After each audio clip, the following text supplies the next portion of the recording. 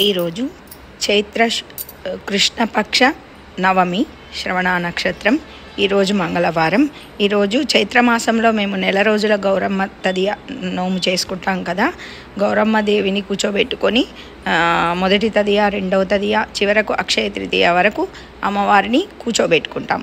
అదేవిధంగా ఏదో ఒక రోజు మంచి రోజు చూసుకొని ఆడపడుచుకే కానీ గౌరమ్మ స్వరూపంలో ఉన్న ఏ ముత్తేదుకైనా కానీ ఇంటి ఆడపడుచుకైనా కానీ కాళ్ళు కడిగి వాళ్ళకు భోజనం అనేది పెట్టి మనకు తోచిన వస్త్రాలే కానీ డబ్బు రూపకంగానే కానీ ఇచ్చి వాళ్ళను ఆదరిస్తాం. ఆ విధంగానే ఆ తల్లి, ఆ గౌరమ్మ తల్లి అనుగ్రహం అందరిపైన చక్కగా ఉండాలని మరియు అందరి సుఖ సంతోషాలు కాపాడుకోవాలని ఈ వ్రతాన్ని చేస్తూ ఉంటారు. గౌరమ్మ తదియ నోమును చైత్రమాసంలో నెల రోజులు గౌరమ్మ తల్లిని ప్రత్యేకంగా కూర్చోబెట్టుకొని వచ్చే 3 తదియలకు పులిహోర, గరిజలు, పాయసం, మనకు తోచిన ఇంకేమైనా వంటకాలు, మామిడి పళ్ళు, ఈ మాసంలో వచ్చే పండ్లు కానీ పువ్వులు, మల్లె పువ్వులు అలాంటివి ఏ పువ్వులైనా, తామర పువ్వులే కానీ ఇంకా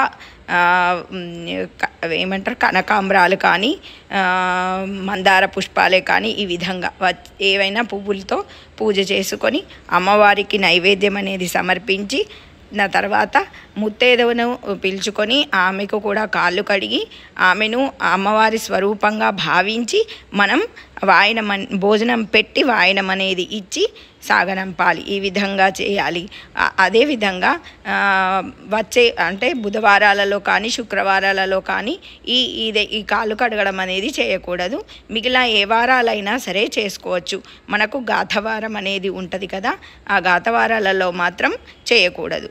ఈ విధంగా ఈ నవరాత్రులు అంటే ఈ నెల రోజులు ఈ విధంగా అమ్మవారిని కొలిచి మనం ఆమె కృపకు పాత్రులం కావాలని ఆశిస్తూ అందరికీ ఆ అమ్మవారి యొక్క ఆశీస్సులు ఉండాలని మనస్ఫూర్తిగా కోరుకుంటూ నేను ఈ వీడియోని చేస్తున్నాను.